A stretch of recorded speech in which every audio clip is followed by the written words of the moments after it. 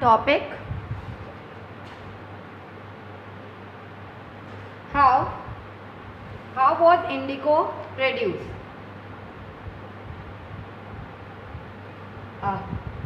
Figure 10: an indigo factory located near indigo field. Painting by William Simpson.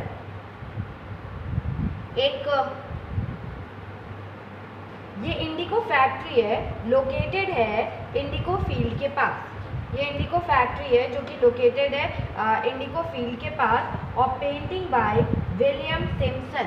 ये किसने paint किया है? William Simpson ने ये पेंटिंग की है, सिम्पसन ने, और 1863 में ये पेंटिंग की गई थी। And the Indigo villages were usually around. The indigo villages were usually around indigo factory. ये इंडिगो फैक्ट्री है, लोकेटेड कहाँ है? इंडिगो फील्ड के पास ये इंडिगो फैक्ट्री लोकेटेड है। ये पेंट किया था विलियम सिम्पसन ने 1863 में। और जो द इंडिगो विलेजेस थे, villages were usually around Indigo factory owned by planter. ये जो इंडिगो जो गांव थे वो आमतौर पे क्या थे? जो प्लांटर्स के ओनर्स की फैक्ट्री, वो फैक्ट्री के आसपास ही होते थे। जो इंडिगो विलेजेस थे वो कहाँ, किसके आसपास होते थे? इंडिगो फैक्ट्रीज के आसपास होते थे। इंडिगो फैक्ट्रीज के आसपास होते थे। And after harvest the indigo plant was taken to the vat in the indigo factory। और आफ्टर हार्वेस्ट के बाद जो इंडिगो के जो प्लांट्स हैं उनको इंडिगो के जो प्लांट्स हैं उनको लेके watts in the Indigo factory में पहुंचा दिया जाता था। मतलब फैक्ट्री में जो वैट थे उनके पास ये इंडिगो प्लांट्स को पहुंचा दिया जाता था। और वैट क्या है? वैट मतलब फर्मेंटिंग और स्टोरेज वेसल है। एक स्टोरेज वेसल है जिसमें ये प्लांट्स रखे जाते थे और वहाँ पे पहुंचा दिया जाता था। 3 or 4 vats were needed to manufacture the dye. 3 और 4 वैट्स की ज़रूरत पड़ती थी आपको डाई को मैन्युफैक्चर करने में। ये 3 या 4 कुंडों की ज़रूरत पड़ती थी आपको डाई को मैन्युफैक्चर करने में। Each vat had a separate function. जो ईच वैट था उसका एक सेपरेट फंक्शन होता था, एक सबका अलग अलग फंक्शन था। And the leaves strip of the indigo plant were first soaked in warm water in a vat. एक स्टोरेज वेसल था, वैट में वो चीज़ें डाली जाती थी, एक स्टोरेज वेसल था। एंड ईच उसके हर वैट के जो स्टोरेज वेसल्स थे उनके अलग अलग फंक्शन थे। और क्या होता था कि आप जब इंडिगो प्लांट को लाते थे उनकी लीव्स को आप स्ट्रिप कर देते थे और उसके बाद first soaked in warm water में, फर्स्ट क्या करते थे आप? वार्म वाटर में उसको डाल देते थे। मतलब इन अ वैट आप डाल देते थे और उसमें क्या था? वार्म वाटर था। और उसको क्या कई घंटों तक उसमें उसको डुबो के रखना पड़ता था। मतलब फॉर सेवरल ईयर्स उसको उसमें डुबो के रखना पड़ता था। And when the plant fermented or the liquid began to boil and bubble।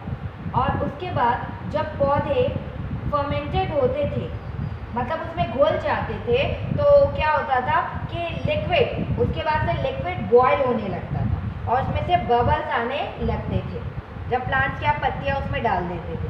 Now the rotten leaves were taken out and the liquid drain into another vat. क्या होता था कि जो आप उनकी पत्तियाँ लेकर आते थे तो उनकी पत्तियों को क्या किया जाता था? एक वैट मतलब एक स्टोरेज वेसल होती है। हर वैट का अपना अपना एक अलग फंक्शन है। तो उस स्टोरेज वेसल में गर्म पानी में कई घंटों तक छोड़ दिया जाता था।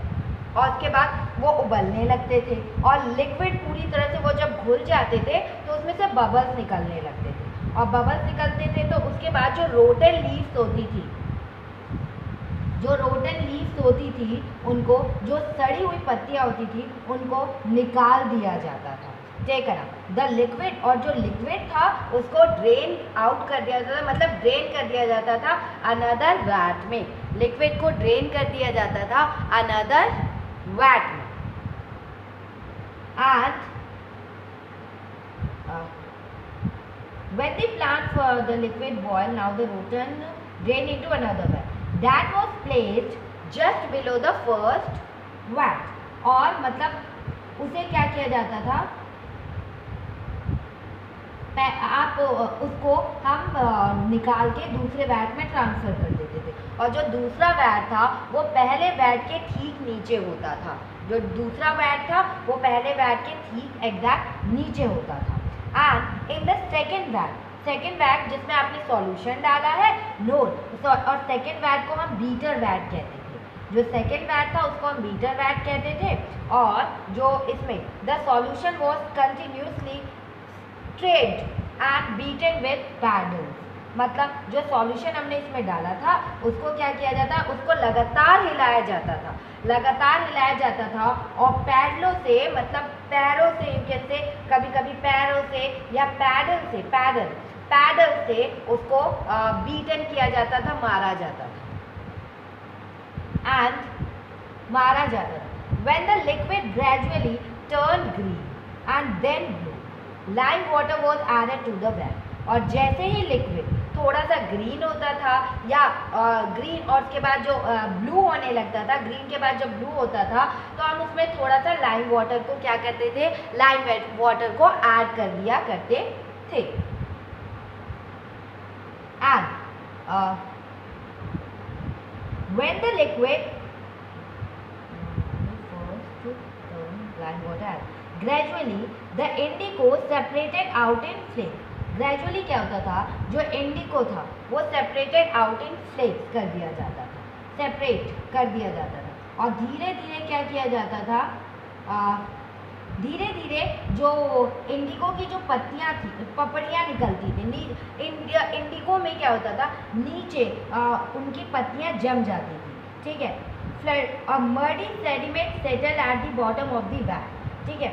इंडिको separated out in the flakes में इंडिको को सेपरेट किया जाता था और उसके नीचे एक सेडिमेंट जम जाता था, बॉटम ऑफ द वैट के नीचे एक सेडिमेंट जम जाता था।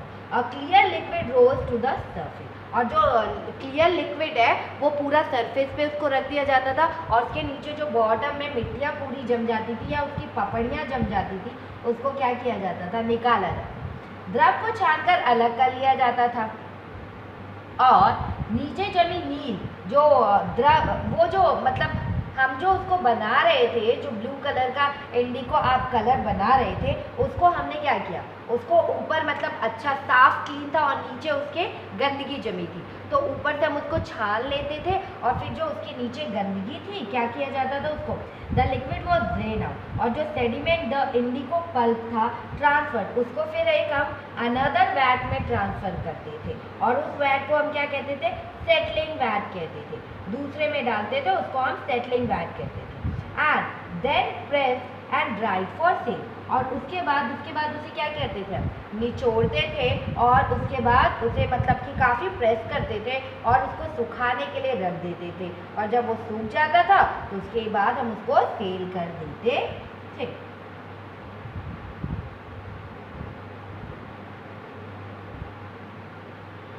And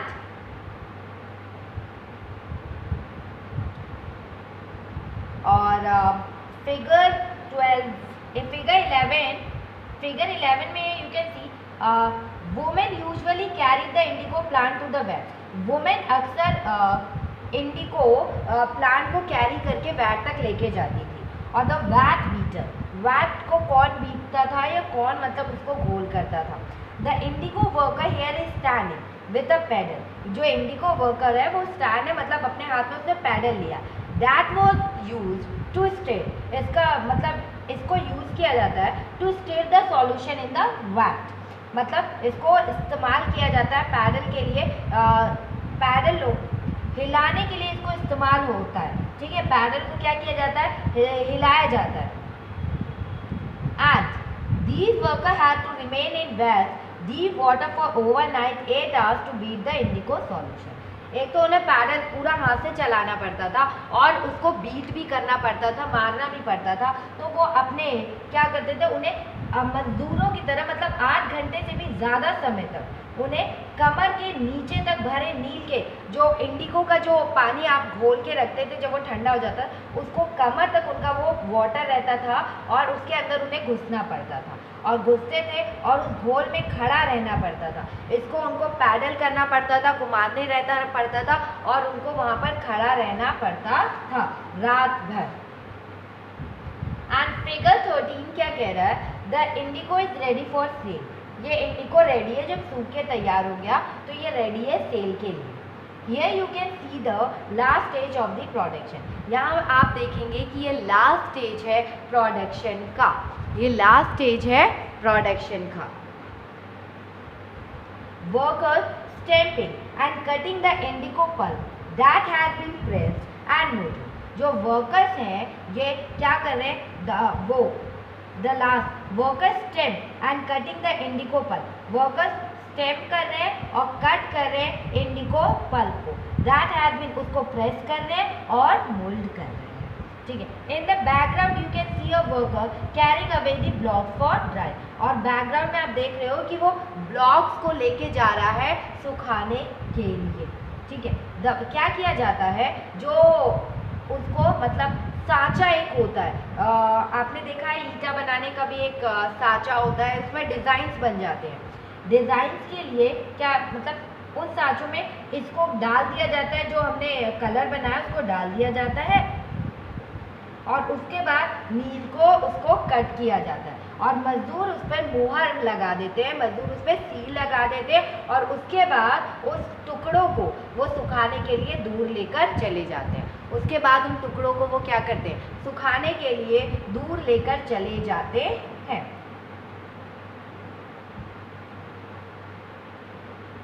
And our next topic, that is the Blue Rebellion and after। The Blue Rebellion and after। In March 1859, thousands of riots in Bengal refused to grow indigo।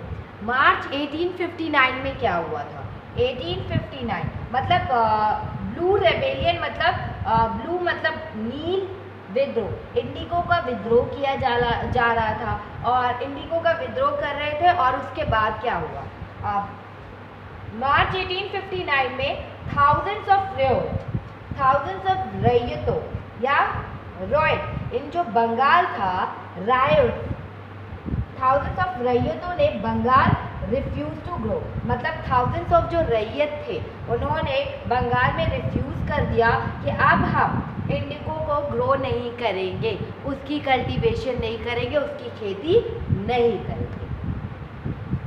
As the rebellion spread, Roy refused to pay rent to the planter। और as the rebellion जैसे ही spread, rebellion विद्रोह spread हुआ, जो riots refuse to पे rent to the planter. और रैयतों ने क्या किया कि जो प्लांटर्स के ओनर थे, प्लांटर्स मतलब जो ओनर जो मतलब रेंट पे ले लेते थे और उसमें इंडिगो की खेती करवाते थे, स्कॉटमैनशिप थे, इंग्लिशमैन थे, तो इनको उन्होंने साफ रिफ्यूज़ कर दिया कि अब हम अपने लैंड्स को प्लांटर्स को नहीं देंगे। And attack indigo factory armed with quarts and spears, bows and arrow.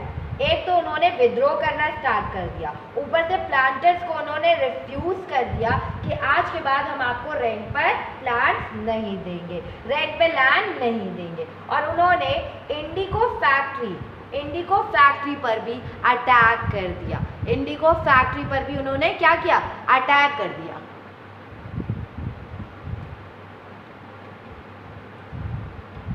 उन्होंने इंडिगो फैक्ट्री पर अटैक कर दिया, किससे, आर्म से।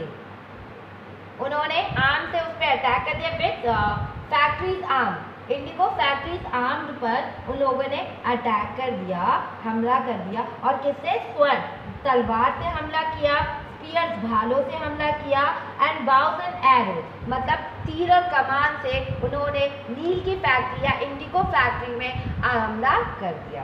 Women turn up to fight with pots, pans and kitchen implement. जो वुमेन थी वो टर्न अप हुई, उन्होंने फाइट करना स्टार्ट कर दिया, मतलब पॉट से स्टार्ट किया उन्होंने फाइट करना, पैन से और किचन के इम्प्लीमेंट से उन्होंने फाइट करना स्टार्ट कर दिया।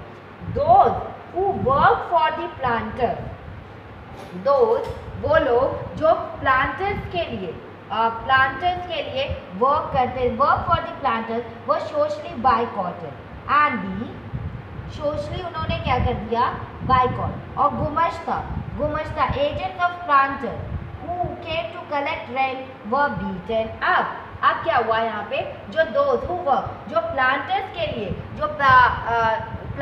लिए जो काम करते थे, उन मालिकों के लिए जो वो इंडिगो बोते थे, उन्होंने सोशली बायकॉट कर दिया, मना कर दिया, बिल्कुल।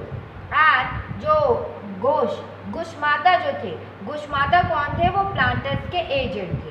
वो यहाँ पर क्या थे? गुशमाता प्लांटर्स के एजेंट थे who came to collect rent work. और वो जो रेंट लेने के लिए आए, मतलब कि लगान वसूली के लिए जब वो आए, तो उनको क्या किया गया? उन एजेंट्स की बहुत सारी पिटाई कर दी गई, उन एजेंट्स की पिटाई कर दी गई। And riots they would no longer take advances to sow indigo nor be bullied by the planters. And रैयतों ने क्या किया? रैयतों ने कसम खा ली कि ना तो वो इंडिगो की खेती करेंगे और ना वो इंडिगो की खेती के लिए किसी से भी लोन, एडवांस में लोन नहीं लेंगे। और उन्होंने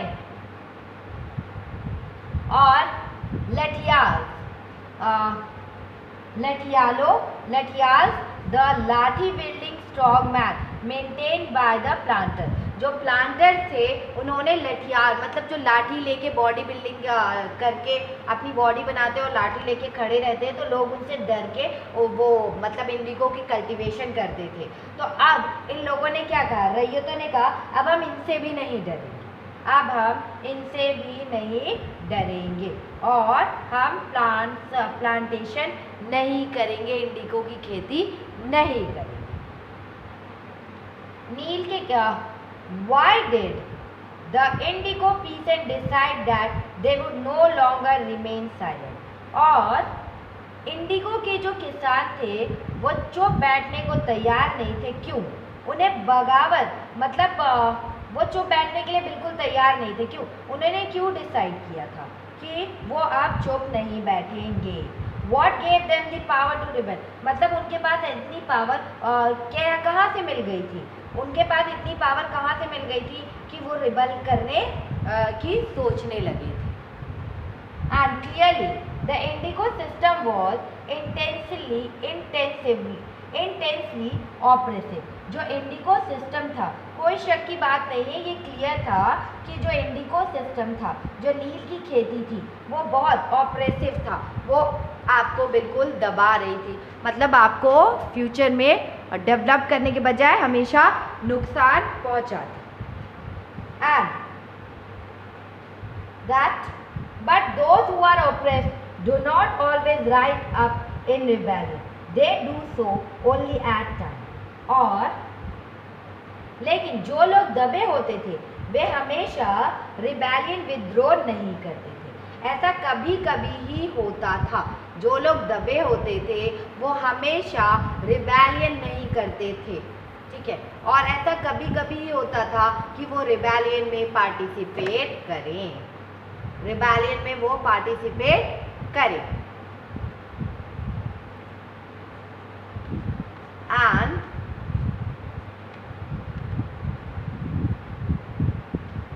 in 1859 the indigo riots felt that they had the support of the local जमींदार। 1859 में क्या हुआ? जो इंडिगो रैयत थे फेल्ट हुआ कि that they had the support of the local जमींदार। 1859 में जो इंडिको रैयत को लगा कि जो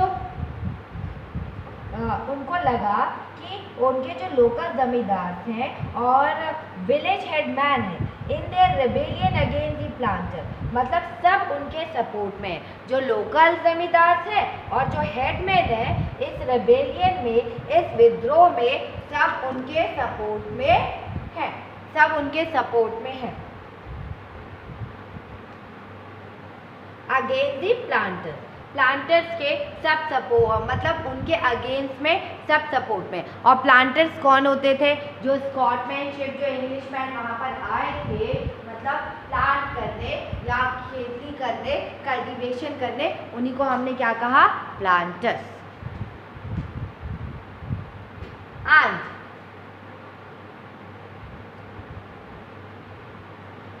उनको ऐसा लगा कि वो उनके सपोर्ट में है, हेडमैन और जमींदार। In many villages, headmen who had been forced to sign indigo contracts mobilized the indigo peasants and fought fresh battles with the Lathials। क्या किया कि बहुत सारे villages में जो headmen थे,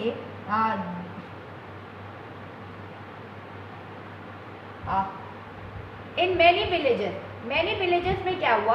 जो हेडमैन थे who had been forced to sign, जिन्हें पहले प्लांटर्स फोर्स करवाते थे, इंडिको कॉन्ट्रैक्ट पे साइन करवाते थे, उन्होंने क्या किया? मोबिलाइज द इंडिको पीसेंट, उन्होंने पीसेंट्स को, किसानों को इकट्ठा करना स्टार्ट कर दिया। And fought pitched battles with the lathiyal, और इकट्ठा किया और लठियालों के साथ आमने सामने की लड़ाई लड़ी। और जो लठियाल थे, जो ब्रेव पर्सन लठियाल होते थे, जो बॉडी बना के लाठी लेके खड़े रहते थे, उनके साथ उन्होंने आमने सामने की लड़ाई लड़ी। In other places even the zamindar went around villages urging the ryots to resist the planter.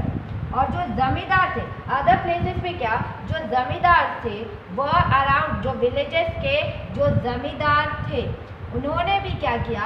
मतलब वर्ल्ड अराउंड, वो गांव-गांव घूमकर, उन्होंने भी वो गांव-गांव घूम कर रहे थे और उन्होंने भी क्या किया कि सबको, वो अदर प्लेसेस, सबको क्या कर रहे थे? रेसिस्ट, इकट्ठा कर रहे थे, सबको इकट्ठा कर रहे थे प्लांटर्स के अगेंस्ट, सबको, रैयतों को वो इकट्ठा कर रहे थे और उन्हें कह रहे थे कि आपको इनके अगेंस्ट विद्रोह करना चाहिए। These जमींदार्स were unhappy, ये जमींदार अनहैप्पी थे with the increasing power of the planter, जमींदार बहुत गुस्से में थे क्योंकि जो प्लांटर थे उनकी पावर इंक्रीज हो गई थी। And angry at being forced by the planter, और एंग्री, जमींदार इस बात से बहुत परेशान थे, जो बगान मालिक थे या इंडिगो के जो प्लांटर्स थे, जो मालिक थे, उनकी ताकत, उनकी पावर बढ़ रही थी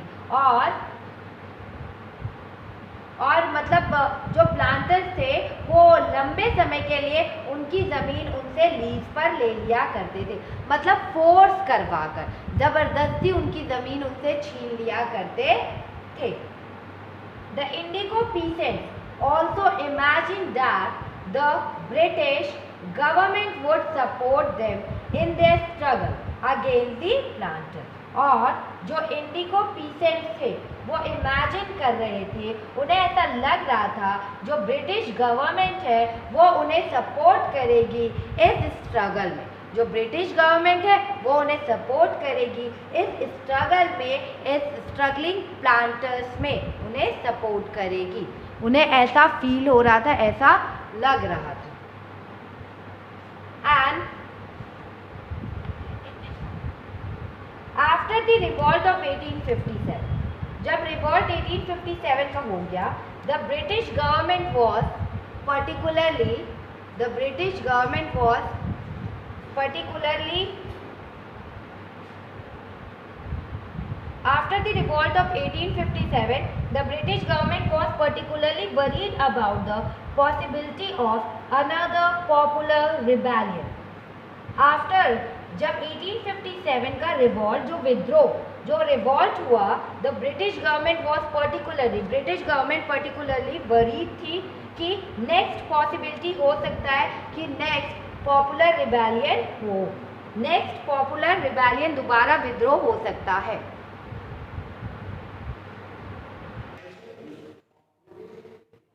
After the revolt of 1857, the British government was particularly worried about the possibility of another popular rebellion. 1857 के रिवॉल्ट के बाद the British government was particularly worried about the possibility of another popular rebellion. 1857 के revolt विद्रोह के बाद जो British government थी वो worried थी कि दोबारा another popular rebellion दोबारा हो सकता है। And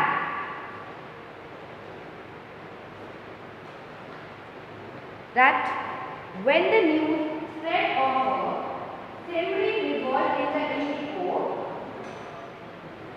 when the news spread of a simmering revolt in the Indigo districts, the lieutenant government took the reason in the winter of 1859. 1859 need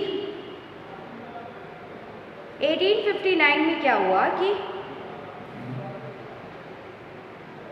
जब इंडिको जब ये न्यूज़ स्प्रेड हो गई कि इंडिको डिस्ट्रिक्ट जब ये न्यूज़ स्प्रेड हो गई कि रिवॉल्ट हो चुका है, जहाँ जहाँ इंडिको की प्लांटेशन होती थी वहाँ पे रिवॉल्ट होना स्टार्ट हो गया, उस डिस्ट्रिक्ट में रिवॉल्ट स्टार्ट हो गए। तो जो लेफ्टिनेंट गवर्नर थे उन्होंने अपना टूर विंटर में 1859 में उस रीजन में वो वहाँ पर गए, उनका वहाँ पर टूर स्टार्ट हुआ, वो वहाँ पर गए देखने के लिए रिवॉल्ट किस लिए किया जा रहा है और क्या हुआ है। एंड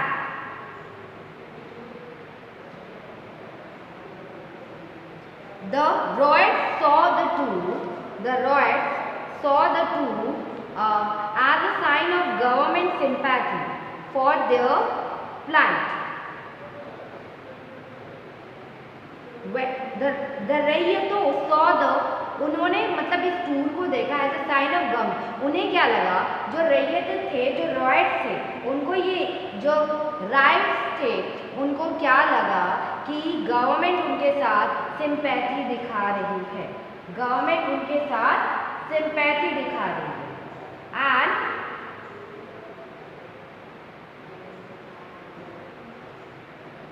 और व्हेन इन गवर्नमेंट उनके साथ सिंपैथी दिखा रही है कि एंड बरसात व्हेन इन बरसात the magistrate Astley Eden issued a notice stating that Raito would not be compelled to accept indigo contract work, when around that Queen Victoria had declared that indigo need not be sold. Indigo need not be sold. क्या लगा, रैयतों को लगा कि government उनके मतलब government उनसे sympathy दिखा रही है। और बरसात में मैजिस्ट्रेट एशले ईडन ने एक नोटिस जारी किया, एक नोटिस दिया जिसमें कहा गया कि रैयतों को नील के कॉन्ट्रैक्ट मानने के लिए मतलब नील का कॉन्ट्रैक्ट मानने के लिए मजबूर नहीं किया जाएगा, मजबूर नहीं किया जाएगा। और इस notice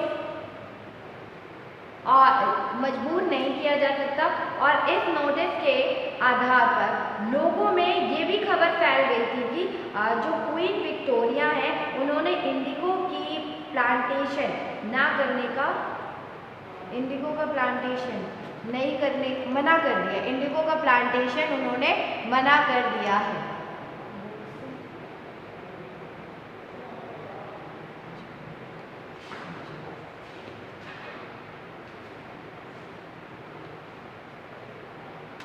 And when in Barsat, magistrate Ashley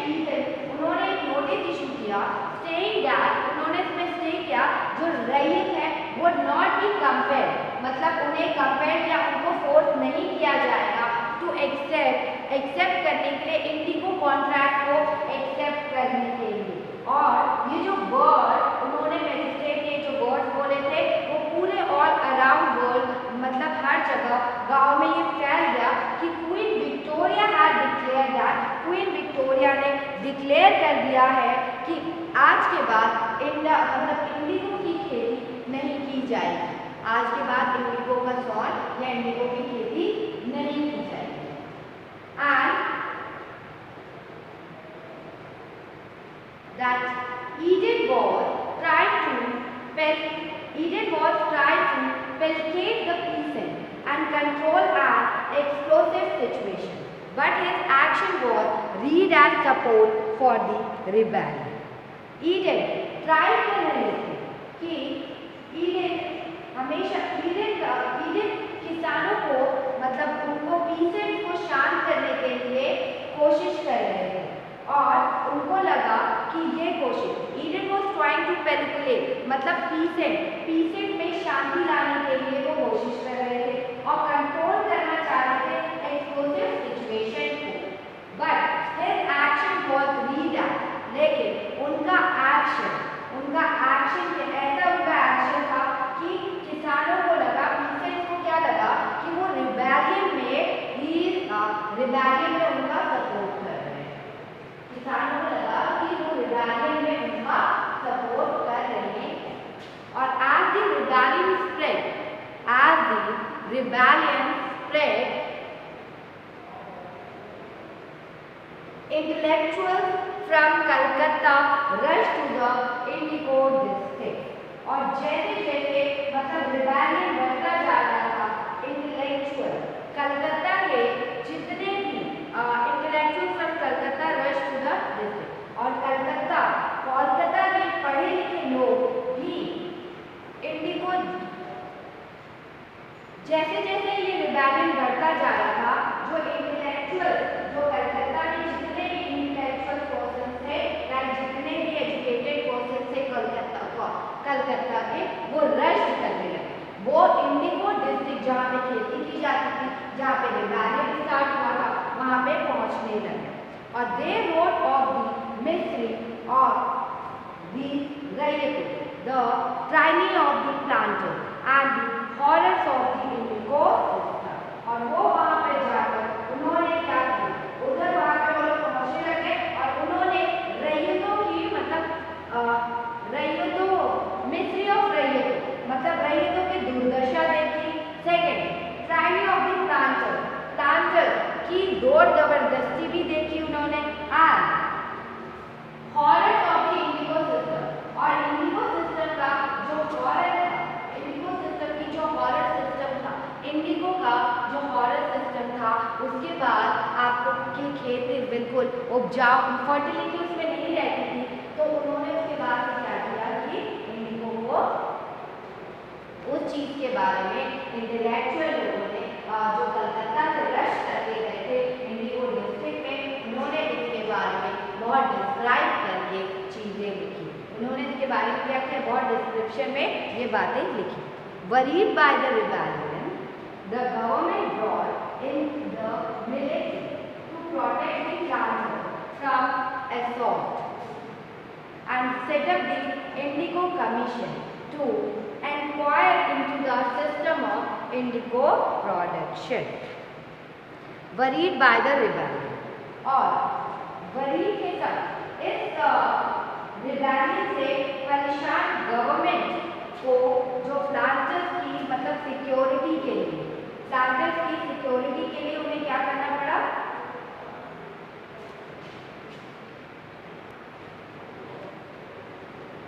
as the rebellion worried by the rebellion, the government brought in the military to protect the planters from assault and set up the Indigo Commission to inquire into the system of indigo production. इस विद्रोह के बाद क्या हुआ, जो planters है, इस विद्रोह के बाद government brought military, government military लेकर आ गई थी। किसको प्रोटेक्ट करने के लिए? प्लांटर्स को प्रोटेक्ट करने के लिए वो मिलिट्री लेकर आ गई। फ्रॉम असॉल्ट मतलब वो उनसे लोगों से बिल्कुल डर गए थे प्लांटर, तो इसके लिए गवर्नमेंट ने क्या किया, वो मिलिट्री को लेकर आ गई। उनकी सुरक्षा के लिए उन्हें मिलिट्री को बुलाना पड़ गया था। And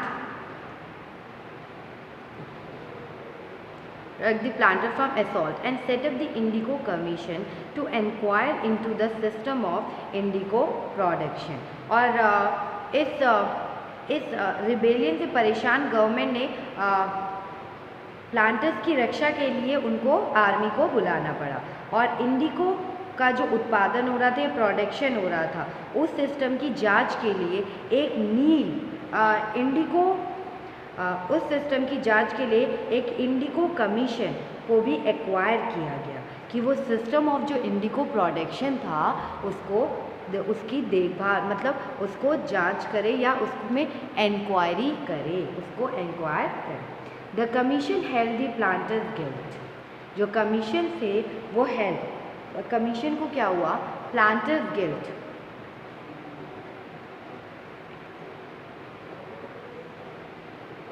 The commission held the planters guild and criticized them for the coercive method they used with indigo cultivator।